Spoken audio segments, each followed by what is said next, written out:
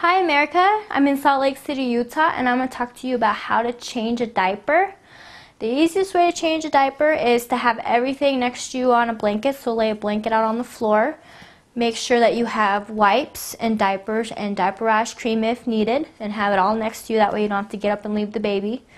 And then once you lay the baby down, be sure to unchange them, and before you even take their diaper off, slide the clean diaper underneath with the sticky tabs facing up.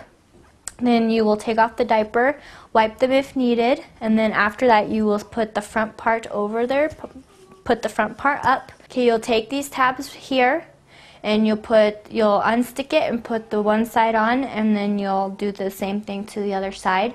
Make sure that it's not too tight or it'll make the baby hurt on their stomach. Make sure that it's not too loose. You should be able to put one finger, your index finger, in between the baby's belly and the diaper, and that should be good.